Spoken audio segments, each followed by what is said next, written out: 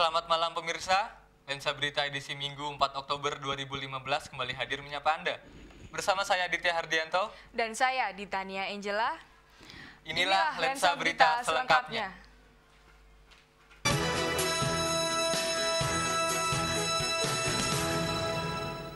Kasus pengedar dan pengguna narkoba di Indonesia semakin meningkat. Tidak hanya di ibu kota, Yogyakarta juga termasuk ke dalam daerah dengan kasus narkoba terbanyak.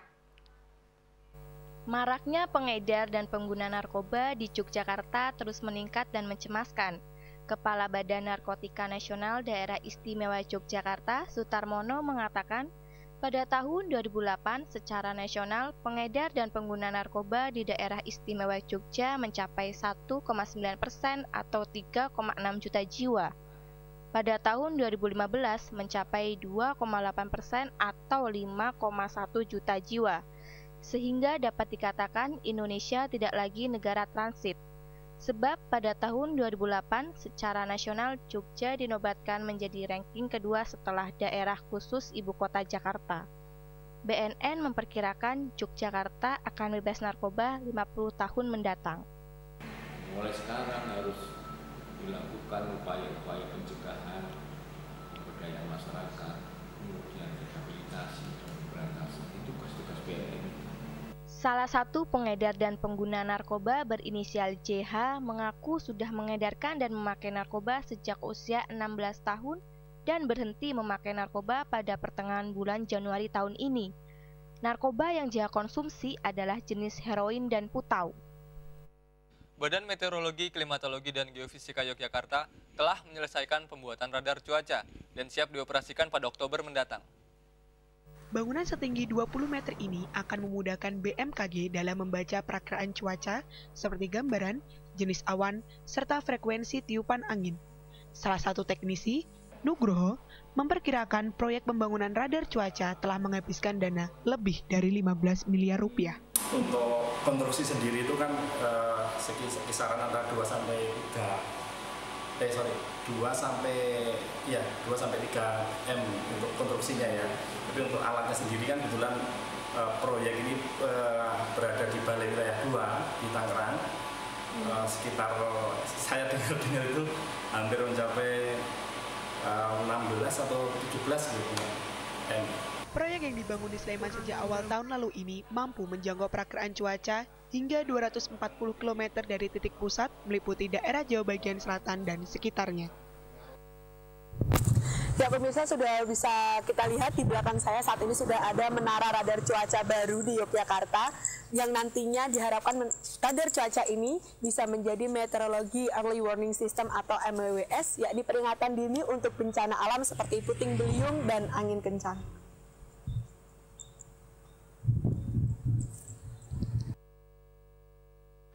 Musim kemarau sudah lama melanda beberapa kabupaten di Yogyakarta. Untuk menghadapinya, kelompok tani ikan Minangkepis di Desa Sumberdadi Sleman memiliki strategi khusus.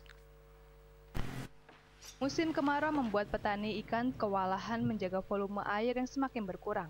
Namun, kelompok tani ikan Minangkepis tidak merasakan dampak buruk saat musim kemarau tiba. Mereka menyiapkan beberapa strategi agar volume air dalam kolam tetap stabil. Menurut Bendahara kelompok tani Minangkepis, Titi Suranto, strategi yang digunakan adalah dengan memasang pompa air. Strategi ini membuat air di dalam kolam tetap mengalir, sehingga air tidak akan habis dan menyebabkan kekeringan. Ya, solusinya tuh di kolam di Minangkepis ini cuma gini, kalau pas musim kemarau ini kan karena debit airnya itu kurang deras, sekarang cuma ditambahi pakai itu. Dap atau apa itu untuk sanyu atau apa, tapi volumenya agak besar, cuma muter air aja karena pas musim gini loh, jadi airnya kurang lancar, jadi kan diputar jadi lancar, nambah oksigen, jadi kapasitas tampungannya itu lebih dipadatkan lagi. Dampak baik lain dari strategi ini adalah harga ikan yang biasanya pada musim kemarau mengalami lonjakan menjadi tetap stabil. Badan Lingkungan Hidup atau BLH Kabupaten Sleman telah menutup pembuangan sampah liar di Corongan, Sleman minggu lalu. Kepala Badan Lingkungan Hidup Kabupaten Sleman, Purwanto, menjelaskan, Pembuangan sampah liar ini berada di pinggir sungai Tambak Boyo dan menyebabkan pencemaran lingkungan. Apapun yang terjadi karena melanggar aturan, mengganggu estetika, mencemarkan lingkungan, mengganggu kesehatan lingkungan, itu tidak boleh dan itu harus ditutup. Sesuai Perda Nomor 14 Tahun 2007 tentang sampah, sanksi bagi pembuang sampah sembarangan akan dikenakan denda maksimal Rp50 juta dengan penjara maksimal 3 bulan. Setelah melakukan penutupan, BLH akan menangkap dan memproses warga yang melanggar peraturan sesuai prosedur. Saat ini, BLH memberikan solusi seperti membuatkan transit depo sampah di sekitar wilayah Corongan. Sampah yang diangkut menggunakan truk dari BLH akan dibawa ke tempat pembuangan akhir Piungan.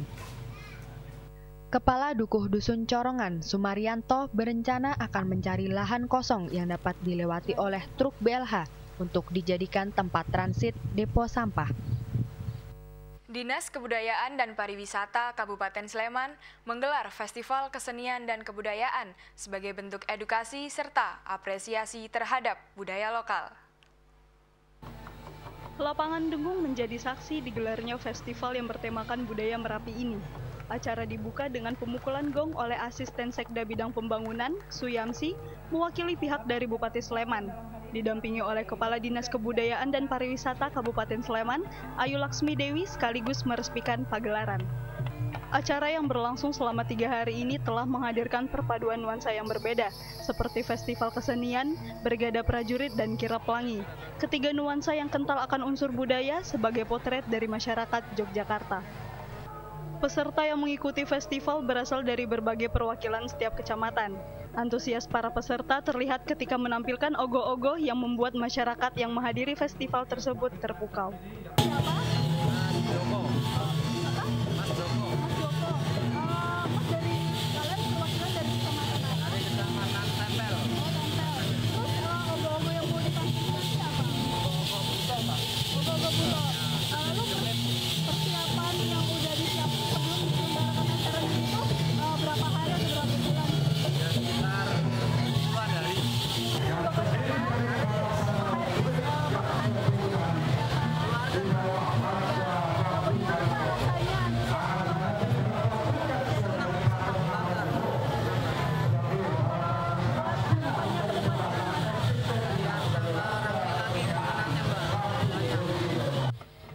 Festival tahunan ini memberikan warna tersendiri dalam kebudayaan Yogyakarta dan diharapkan akan membentuk kecintaan masyarakat terhadap budaya lokal di tengah era globalisasi.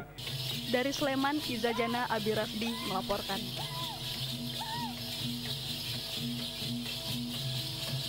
Festival Jajanan Kekinian 2015 hadirkan destinasi wisata budaya dan belanja global sebagai ajang kuliner di kalangan anak muda. Informasi selengkapnya setelah jeda berikut ini. Tetap di Lensa Berita.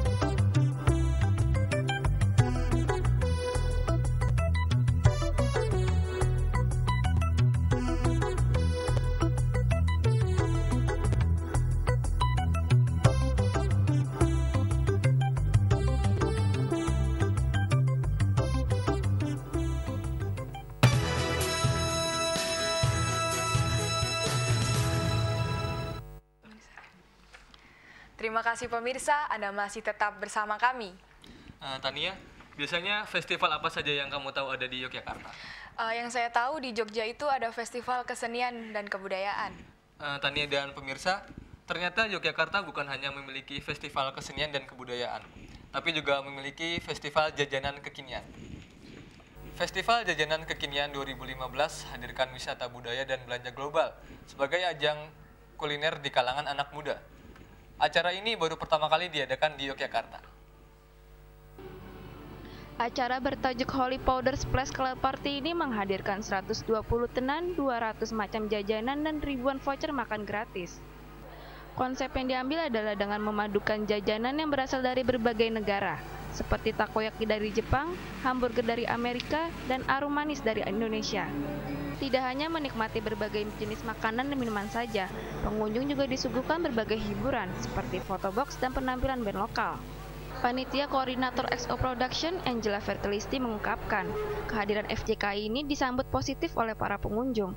Terlihat dari jumlah mereka yang meningkat setiap harinya. Jadi animo kami sebenarnya surprise ya, ini di luar dari prediksi kami. Jadi hari pertama kami bisa mencapai 5.500 pengunjung, hari keduanya 8.500 pengunjung karena pas tanggal merah. Hari ketiga kemarin 8.000 pengunjung. Semoga kami sih berharapnya malam minggu ini dan minggu besok puncaknya itu meningkat lagi. Alasan lain yang menjadi daya tarik pengunjung yaitu harga yang ekonomis bagi mahasiswa.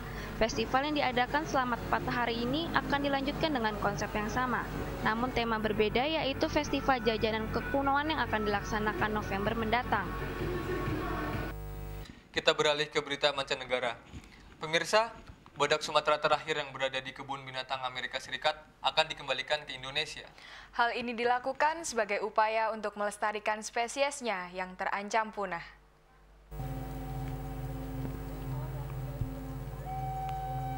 Satu-satunya badak Sumatera di Amerika akan dipulangkan ke Indonesia agar bisa ikut melestarikan spesiesnya yang terancam punah. Badak bernama Harapan yang juga dipanggil Harry ini lahir 8 tahun lalu di kebun binatang Cincinnati di negara bagian Ohio. It was made pretty clear to us that Indonesia is not going to send any more rhinos out of their country. And since they are now the only country with Sumatran rhinos, it's clear we're not going to get a female for Harry here at the Cincinnati Zoo. So the best thing for Harry is to go where he can be with other females and hopefully produce calves of his own. Harapan adalah salah satu dari 3 badak Sumatera yang lahir di kebun binatang Cincinnati, kebun binatang pertama yang sukses menangkarkan badak Sumatera dalam 100 tahun lebih. You know, we think Harapan has a good chance of contributing to his species and producing calves in Indonesia because we saw his brother do it. Andalas was sent back to Indonesia in 2007, and his first calf was born in 2012. So we know that a rhino bred right here in Cincinnati can adjust to the forest and does know how to breed once he becomes sexually mature. Di habitat aslinya diperkirakan hanya ada 100 badak Sumatera. You know, the recent news out of Malaysia indicating that the species is now extinct in that country just really puts a limelight on how endangered this Sumatran rhino is. They will live only in Indonesia now from this point forward. And because the U.S. captive breeding program is coming to an end, the effort to breed the species will also lie on the shoulders of the Indonesians. Harapan akan dibawa dari Cincinnati ke Waikambas lewat pesawat, feri, dan angkutan darat. Perjalanan yang bisa memakan waktu 60 jam. Dari Washington DC, demikian laporan tim VOA. Perguruan tinggi di Amerika Serikat menjadikan masakan Indonesia sebagai bagian dari mata kuliah di kurikulum program kuliner. Hal ini membuat kualitas kuliner Indonesia di mata internasional semakin meningkat. Dari berbagai masakan internasional yang diajarkan, sekolah kuliner di Amerika termasuk Stratford University belum mengikut sertakan kuliner Indonesia ke dalam kurikulum mereka. Ada, karena mereka ada Korea, ada yang negara lain, ada Vietnam. Kenapa nggak ada Indonesia gitu?